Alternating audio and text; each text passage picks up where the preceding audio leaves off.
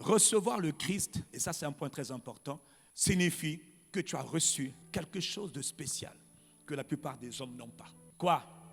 La vie éternelle. Oh mon frère, dis avec moi, recevoir le Christ signifie, lève ta main droite, que j'ai reçu la vie éternelle. Acclame Dieu avant que je t'explique. La vie éternelle. Ha! Zoé, Aionios. Zoé.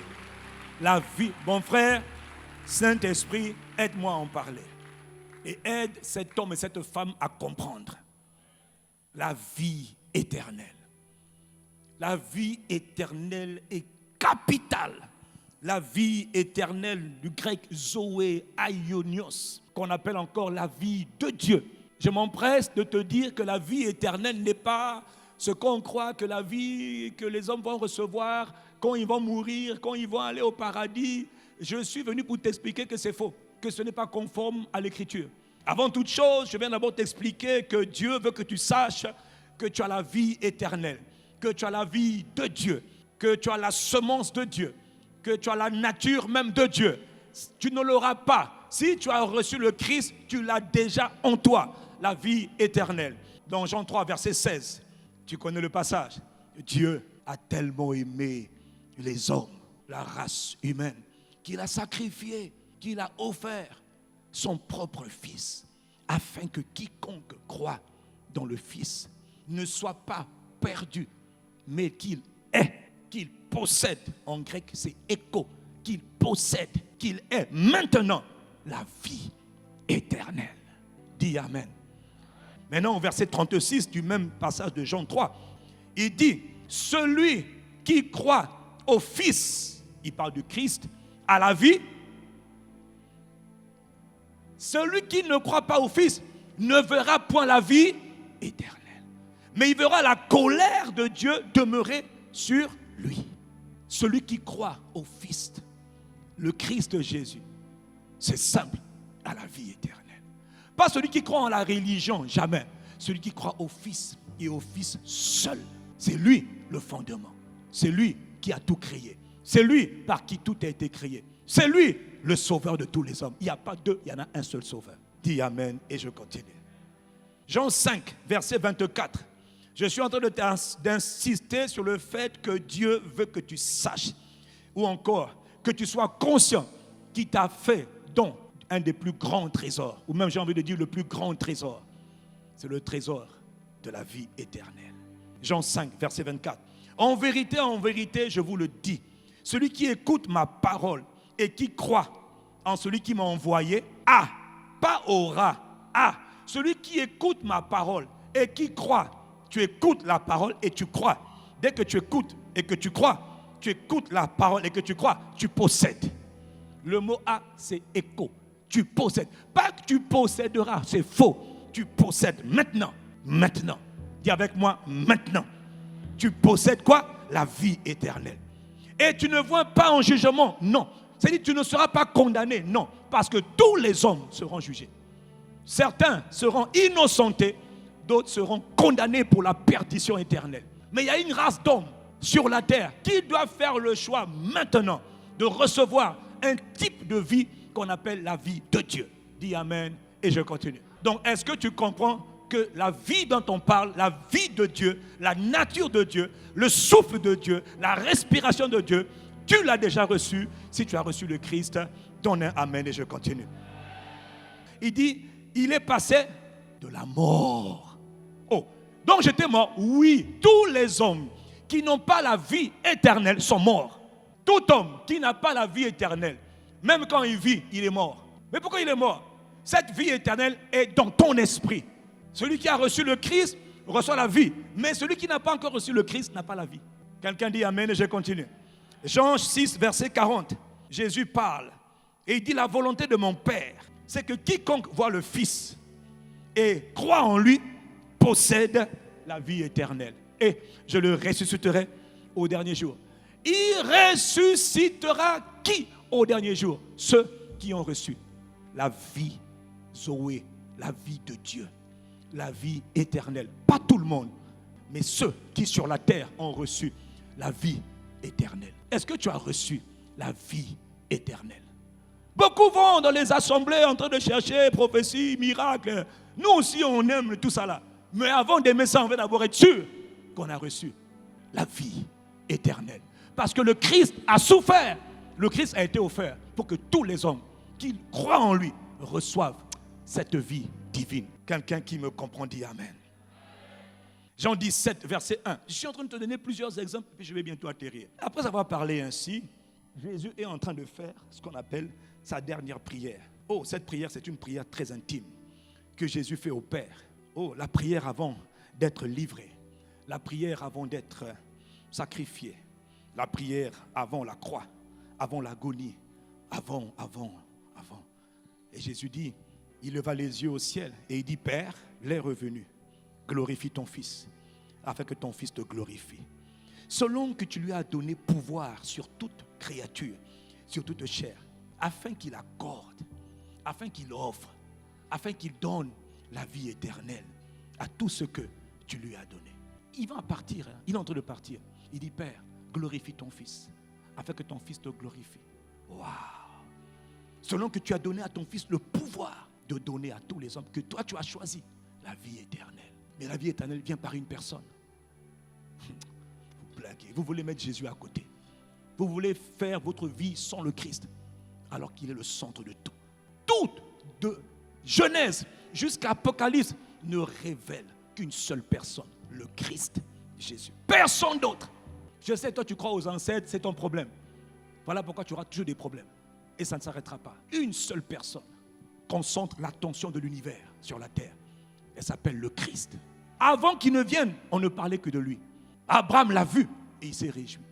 Moïse l'a vu et il s'est réjoui. Tout, donc toute l'histoire des Écritures ne révèle qu'une seule personne, le Christ. Dans l'ancienne alliance, il était l'ombre des choses à venir. Dans le pain qu'il mangeait dans le désert, dans l'eau qu'il buvait, on ne parlait que du Christ. C'est-à-dire tout manifestait Christ. Dans le tabernacle, tout exprimait Christ. De la cour jusqu'au lieu saint, on ne parlait que de Christ. Christ était caché. Non mais qu'est-ce qu'on nous a dit? Comment peut-on mélanger l'immélangeable? On ne peut pas le mélanger. On ne peut pas le comparer. Si vous dites que nous sommes des extrémistes, vous avez raison. Jésus aussi était un extrémiste. Si c'est ça être extrémiste. Nous sommes des extrémistes, nous ne condamnons pas les gens. Nous expliquons la parole. Celui qui la reçoit, la reçoit. Celui qui la rejette, la rejette. De toute manière, le pasteur ne sauve personne. Même si on me sacrifie, mon frère, tu ne seras pas sauvé. Le pasteur s'est livré pour moi, papa. Même si on me tue pour toi, ce n'est pas moi qui vais te sauver. Il y a un sang de celui qui vient du ciel. Le mien, là, il vient de la terre. Le tien aussi, d'ailleurs. Nous tous, là, on vient tous de la terre. Mais lui, il est l'agneau de Dieu. Il ne vient pas du village, il vient du ciel. Et il a fait la boucle. Venu du ciel, terre, terre, enfer, enfer, terre, terre, montée. Et il s'est assis. Hey, Jésus le Christ. Et vous voulez le comparer à quelqu'un? Le fondement. 1 Jean 5, verset 11. Voici ce témoignage. Dieu nous a donné la vie éternelle. Le Père a fait quoi? Il nous a donné. Quoi? La vie éternelle. Mais comment on fait pour obtenir cette vie éternelle? Et cette vie éternelle est en son Fils. Verset 12. Celui qui a le Fils, ou encore celui qui possède le Fils, possède la vie. Mais celui qui n'a pas le Fils n'a pas la vie. Verset 13. Je vous ai écrit ces choses. Jean était un gars profond. Afin que vous soyez conscients, que vous sachiez que vous avez la vie éternelle, qu'on ne vous monte pas. Vous qui avez cru au Fils du Dieu vivant. Vous qui avez cru en Jésus-Christ. Jean dit, poussé par l'Esprit, les temps vont venir où on va vous embrouiller, toutes sortes d'embrouillements.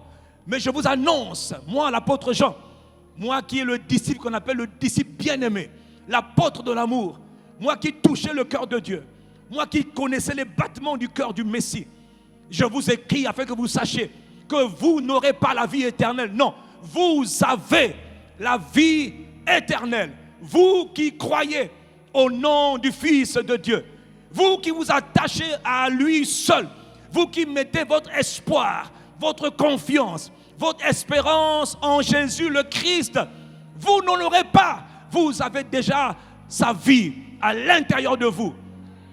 Mais pourquoi alors il insiste pour que tu saches que tu as la vie éternelle?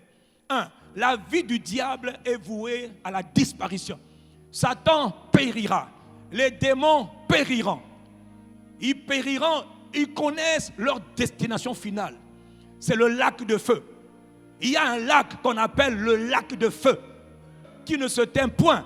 C'est la destination de Satan et de tous ses démons, de toutes les puissances rebelles. Ils savent que le temps viendra où ils iront. Donc la vie du diable va périr.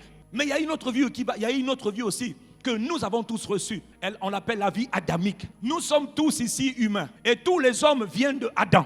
Et Adam nous a communiqué sa vie à lui. La vie du péché, la vie rebelle. Il est écrit que tous les hommes ont péché et ont été privés de la gloire de Dieu. Mais ceux qui ont cru ont été gratuitement justifiés, c'est-à-dire déclarés non coupables par le sang de Jésus-Christ.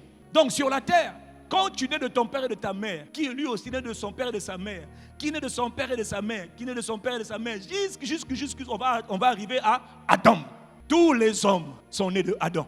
Voilà pourquoi quand Jésus devait naître, il ne pouvait pas naître d'un homme. Parce que toutes les semences, les spermes des hommes sont corrompus depuis la trahison de Adam. Quelle que soit la grandeur d'un fleuve, d'un lac, d'une rivière, quand la source qui alimente est polluée, tout ce qui sort de la source sera pollué. Quand la source est sale, tout ce qui sort de la source sera sale. Quand la source est souillée, tout ce qui sort sera souillé. Quand la source est impure, tout ce qui sort de la source sera impur. Adam s'est souillé, Adam s'est corrompu. Le péché est entré en Adam. Et tout ce qui naît de Adam est péché. Dis Amen. Voilà pourquoi la vie de l'homme adamique s'arrêtera sur la terre. Le jour où tu vas mourir, sache une chose, tout le monde va mourir. Mais qu'est-ce qui meurt? Tous les hommes vont perdre ce qu'on appelle la vie adamique. La vie qu'on a reçue de nos parents. La vie, c'est le souffle, la respiration que tu as reçue de ton père et de ta mère. Elle ne traversera pas. Tu ne monteras pas dans le paradis. Tu ne monteras pas dans le ciel avec la vie que tu as. C'est impossible. Pourquoi? C'est la vie adamique. Quelqu'un dit un bon Amen. Voilà pourquoi Dieu, écoute bien, il t'annonce que Dieu a tellement aimé les hommes qu'il a donné son Fils afin que tu possèdes un autre type de vie, un autre genre de vie qu'on appelle Zoé Aionios, qu'on appelle encore la vie de Dieu. Alors, c'est quoi la vie de Dieu? Écoute-moi, la vie de Dieu, c'est la vie qui ne s'arrêtera pas. La vie de Dieu, c'est la vie qui continue jusque dans l'éternité. La vie de Dieu, c'est la vie qui dure, c'est la respiration de Dieu. Plusieurs l'appellent la vie des siècles à venir, la vie des mondes à venir, la vie de l'éternité. Si tu veux monter dans le portail, devant le portail du ciel, pour rentrer dans l'éternité, dans le royaume de Dieu, on va te dire, ici, il faut une vie. Cette vie-là, tu ne l'as pas. Laquelle? Il faut que tu aies déjà reçu en toi la semence de Dieu, le sperme de Dieu, la vie de Dieu. Donc la vie éternelle est donnée aux hommes. Pourquoi? Pour que tu commences maintenant à vivre selon Dieu et que quand tu montes, tu peux monter directement. Est-ce que tu as remarqué que les êtres humains n'arrivent même pas à aller sur Mars? Même pour aller sur la Lune, est-ce qu'un être humain peut, là où tu es, monter, aller sur la Lune? Oui ou non? Tu ne peux pas. Il te faut une tenue spéciale. Oui ou non? Pour aller là, en haut là. Déjà, même si on t'emmène au niveau de l'avion, il te faut un parachute. À 10 000 mètres carrés, tu ne peux pas. Aucun homme ne peut tenir dans l'atmosphère. La vie que tu as ne te permet pas de vivre dans l'atmosphère. Tu as besoin d'un parachute, tu as besoin des planeurs, tu as besoin d'un avion ou d'un hélico. Le jour où on dit, ouvrez les portes de l'avion, laissez-les sortir. Mon frère, ma soeur, c'est vrai que tu peux peut-être descendre de cet étage, de cette marche, c'est vrai. Tu peux peut-être ici sauter. Ça, tu peux faire. Mais sauter de 10 000 mètres carrés, de 10 000 kilomètres, tu peux? Altitude, 10 000 mètres plutôt, tu peux? Non, tu ne peux pas. Et est-ce que tu peux rester en l'air? Tu ne peux pas aussi. La loi de la pesanteur va te ramener. Bon, maintenant, attends, est-ce que tu peux vivre? Attends, pasteur, moi je veux voler. Vole, mon frère, vole. J'aime les airs, va dans les airs. Dis-moi si tu peux t'asseoir, comme tu es assis là. Essaie de t'asseoir à 10 000 mètres, tu ne peux pas? Non, pasteur, je vais aller sur la Lune. Je dois installer là-bas des satellites. Les hommes qui y vont, ils vont avec des combinaisons spéciales. Parce que même l'oxygène, là-bas, ils n'ont pas. Personne n'est créé pour vivre là. Avec ta vie, là, tu n'arrives même pas à aller sur la Lune. Et tu espères aller dans le ciel. Impossible. Donc Dieu s'arrange. Attends, Dieu s'arrange. Pour que les enfants qui vont monter, que les enfants, au temps où tu partiras, tu montes. Dieu dit, avant de monter, il faut que tu aies la vie. Oh.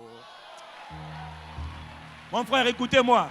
Le jour où quelqu'un dit, je vais aller dans les airs, je vais monter dans l'avion pour aller dans les airs. les gens vont te dire, prends d'abord un parachute. Pour être sûr que quand on te lâche de l'avion, tu ne t'écroules pas et tu ne meurs pas. Dieu aussi te dit, avant que tu montes, il faut que tu aies une vie qui te permette de monter. La vie divine, la vie éternelle, on l'appelle la vie des mondes à venir. La vie du siècle à venir. Ça veut dire que dans l'éternité, là, il faut cette vie pour pouvoir vivre là-haut. Sinon, tu ne pourras pas vivre. Donc, on n'attend pas d'arriver aux portes du ciel pour dire, donnez-moi la vie. Jésus a été crucifié pour que quand tu en vis sur la terre des hommes, reçois cette vie, commence à vivre avec cette vie. Et quand tu mourras, la vie là, avec cette vie, tu monteras. C'est la vie éternelle. Quelqu'un dit Amen. C'est par la vie éternelle que les êtres, que ceux qui sont sauvés, ceux qui sont montés, vivent dans le ciel. C'est par la vie éternelle que quand tu rentres dans le ciel, ton âge est rajeuni. C'est par la vie éternelle que dans le ciel, tu peux commencer à vivre. C'est par la vie, cette qualité de vie qu'on appelle la vie de Dieu, qui t'est donnée, que dans le ciel, on ne tombe pas malade. Que dans le ciel, on ne meurt pas. Oh. Mais c'est pas... Est-ce que je suis en train de parler à quelqu'un? C'est par la vie éternelle dans le ciel qu'on ne tombe pas malade. Dans le ciel, il n'y a pas de maladie. Les maladies, c'est sur la terre. Quand tu monteras, là-bas, il n'y a pas de maladie. Là-bas, il n'y a pas de souffrance. Là-bas, il n'y a pas d'angoisse. Là-bas, tout n'est que joie. Tout n'est que bonheur. Tout n'est que louange. Frère, réveille-toi. Il y a une vie éternelle qui existe pour nous permettre de monter. Mais qu'est-ce que tu crois? Nous sommes tous des voyageurs. Nous sommes tous des étrangers, des immigrés sur la terre. Et pendant que nous sommes de passage, on doit s'assurer d'avoir cette vie qui nous permet de monter. Mais on la reçoit pendant qu'on est en vie. Dis Amen. Quand on a reçu le Christ, on a reçu la vie éternelle. Maintenant, il y a une autre étape. C'est de manifester pleinement la vie qu'on a reçue. Quand tu es né, tu étais enfant, la vie était déjà en toi, la vie adamique. Mais tu n'avais pas de barbe, tu n'avais pas de moustache, tu n'avais pas de sein, tu n'avais pas de poils, tu n'avais rien. Tu n'étais qu'une masse informe. Tu étais tout bébé. Et puis au fur et à mesure, tu as été nourri, tu as été protégé, tu as été aimé, quel que soit ce que tu as vécu. Aujourd'hui, tu es ce que tu es, mais tu n'es pas né comme ça. Aujourd'hui, tu es quelqu'un qui est en cours de manifestation, en cours de croissance. De la même manière, quand on reçoit la vie divine, on reçoit la vie éternelle, c'est la première étape. Maintenant, il faut marcher dans cette vie. Il faut comprendre comment on fait pour vivre cette vie qu'on a reçue. Parce que j'ai reçu, maintenant je dois marcher dedans. Tout homme reçoit, maintenant il doit manifester.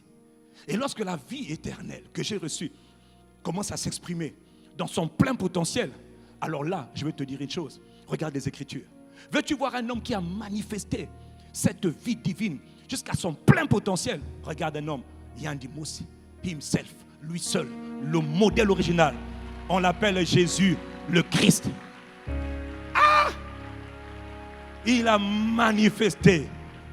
Celui qui a manifesté le premier pleinement cette vie divine s'appelle Jésus le Christ. Non seulement il vient la donner, mais avant de la donner, il atteste la vie divine. C'est la vie de Dieu. C'est-à-dire tu vis sur la terre comme un Dieu. Le Père quitte le ciel sans quitter le ciel. Le Christ est là sur la terre en Jésus. Jésus un jour est là à un mariage.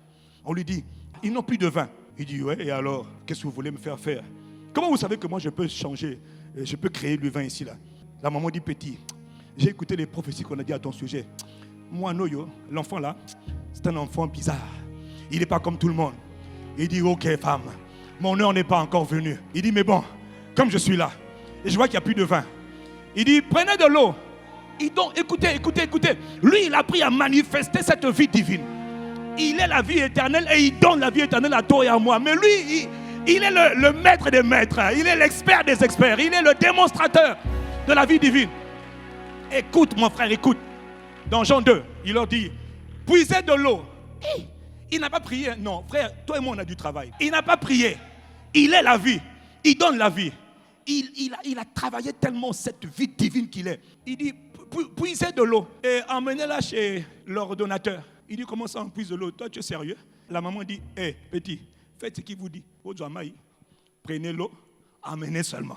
Oui, mais dès qu'ils ont pris l'eau, ils ont emmené l'eau. Pendant qu'ils ont emmené l'eau, l'eau a entendu seulement, prenez-moi. Quelqu'un a dit, prenez-moi. Mon frère, il faut que tu aimes cette vie. Ce n'est pas une vie naturelle. Ce n'est pas la vie adamique. Tu n'as pas besoin d'attendre de monter au ciel. Tu l'as déjà reçu. Dis-moi un bon amen. La vie divine. Pendant qu'ils s'en allaient, ils emmenaient leur repas. Le type, l'ordonnateur, il dit, Il prend l'eau. L'eau a été changée en vin pendant que l'eau était en train d'arriver. Sur une simple parole, prenez l'eau. Cet homme-là, quand il a la vie divine, il parle à la création. La création obéit. Ce qu'il dit, c'est ce qui est. Il a tellement fait grandir, il a tellement pleinement manifesté cette vie divine qu'il donne aux hommes, que quand il parle, dès qu'il dit quelque chose, les choses entendent. Et quand on amène l'eau, l'ordinateur dit mais ça c'est quel vin? Où était le vin là? Et le vin là n'était pas là. Le vin a été transformé par une parole. Celui qui a parlé, il n'a pas prié. Il a seulement dit emmenez l'eau. L'eau en venant, il prend, c'est du vin. C'était son premier miracle. Il a changé l'eau à un mariage en vin.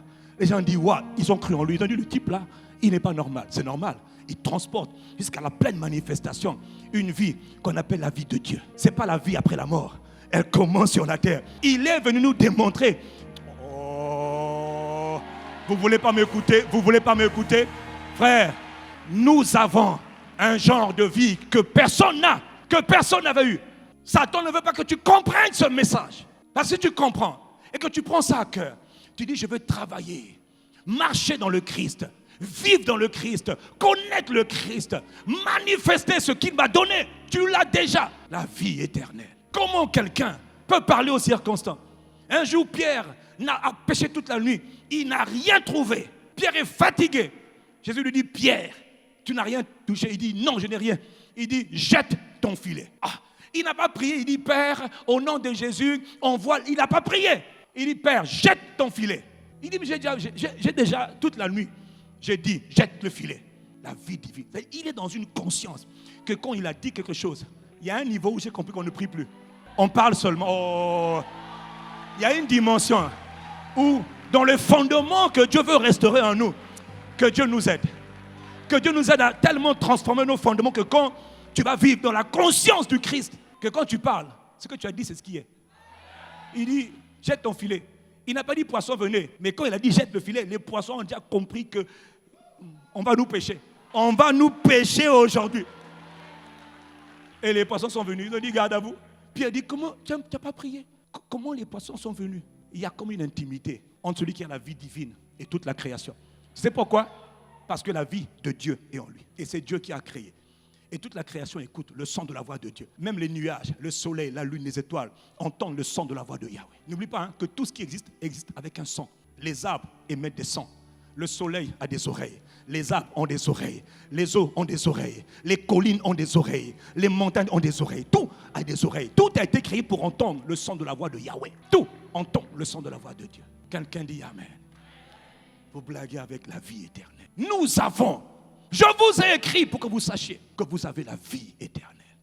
Vous qui croyez, la vie éternelle. Celui qui marche avec la vie éternelle n'est pas normal. Celui qui laisse cette vie s'exprimer, grandir, se développer pleinement, devient comme le Christ. C'est tout un voyage. C'est là que la vie de miracle devient naturelle. C'est là que la vie de tout possible devient naturelle. Il n'a pas prié. Un jour, après la campagne d'évangélisation qu'il a faite, la Bible dit, Jésus, dans Matthieu, je crois, Matthieu 14, je pense, Jésus vient de finir de prier. Et Jésus renvoie les disciples. Il renvoie la foule. Il dit aux disciples, avancez, allez. Les disciples sont rentrés dans une barque. Et Jésus est resté là seul avec le Père en train de prier. Il priait la nuit, il priait. Et puis pendant que la barque était déjà avancée loin, frère. Jésus, la Bible dit, à la 4e veille de la nuit. Il dit, ils sont déjà très loin. Il n'y a pas de bateau, il n'y a pas de problème. Le gars, il transporte la vie divine à son plein potentiel. Il n'est pas désespéré pour dire que j'ai raté l'avion, j'ai raté le train, j'ai raté le bateau. Il dit, il n'y a pas de problème. Jésus de Nazareth. Non, que ceux qui l'aiment l'acclament. Jésus de Nazareth. Jésus. Hey, hey. Non, les gars, je veux que vous sachiez que vous avez la vie éternelle. Jésus de Nazareth. Assieds-toi. Assieds-toi d'abord, je termine. La Bible me dit, vous vous rappelez à l'époque, quand Moïse, le puissant Moïse, il n'avait pas la vie éternelle. Moïse était prophète, mais il n'avait pas la vie éternelle. Moïse, lorsqu'il s'est retrouvé devant la mer, devant les eaux, il a crié à Dieu, oh Dieu, je vais faire quoi? Dieu lui a dit, Moïse, prends ton bâton, parle! Et que la mer, par tes paroles, la mer va s'ouvrir. Moïse a pris le bâton, il a tendu le bâton de Moïse. La mer s'est ouverte. Tout le monde dit, waouh, Moïse est un prophète. Il a ouvert la mer. Comment un homme peut faire une chose pareille? C'est Dieu qui a ouvert la mer. Il a attendu que Moïse parle. Plus tard, c'est déjà un grand miracle. Jusqu'à aujourd'hui, c'est connu parmi les plus grands miracles. La mer s'est ouverte en deux. Une autre fois, c'était Josué. Pour traverser le Jourdain, pour aller commencer la conquête de Jéricho, il y avait le Jourdain. Josué se retrouve dans la même situation que Moïse. Il dit, ici, il y a une situation impossible. Dieu lui dit, mon fils, chez moi, rien n'est impossible. Pose le premier pas. Pose le premier pas. La Bible dit, Moïse est le sacrificateur. Dès qu'il pose seulement le pas, le Jourdain descend. Hey, frère, dès qu'ils avancent seulement, le Jourdain qui était en crue. Nous, on a connu les crues, là. On a connu les inondations partout, là. La montée des eaux. Le Jourdain était dans sa crue. Monté, le lit était monté. Mais au son de la voix de Dieu, il dit à l'homme, avancez seulement. Mais il y a la crue, il dit avance. Dès qu'ils avancent, la crue baisse. Le Dieu des miracles. Dès qu'ils avancent, le Jourdain baisse. Dès qu'ils avancent, ils ont traversé à sec.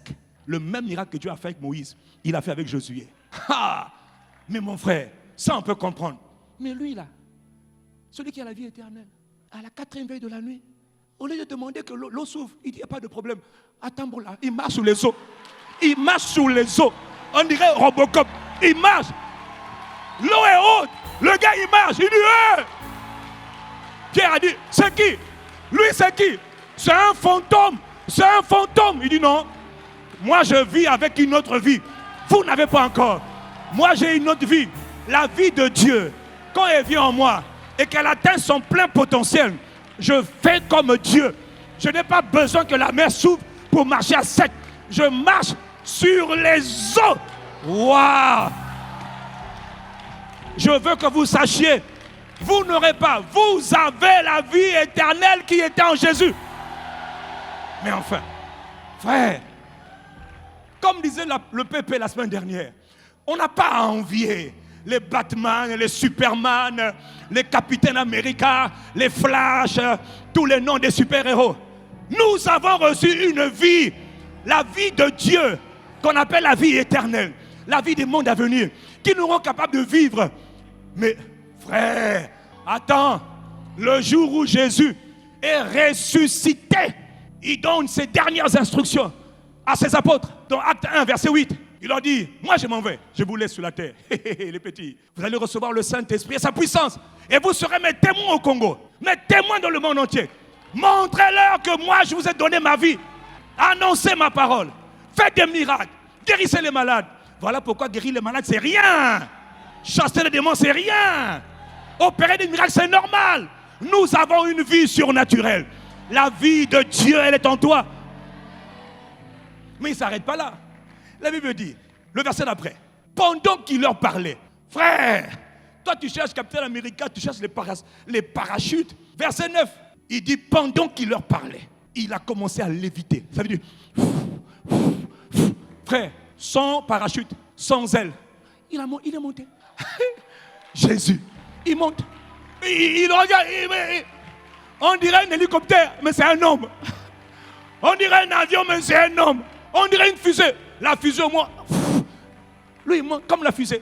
Pas besoin de dire 1, 2. Il dit, vous recevrez le Saint-Esprit et sa puissance. Vous serez mes témoins. Bye bye. Je viendrai dans quelques jours. Le gars il monte.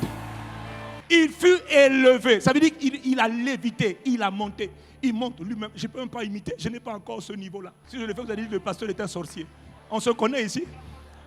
Oh, on était à ICC. Pendant que le pasteur prêchait, il est monté. Donc je préfère garder mes pieds par terre. Donne un bon amen à Jésus.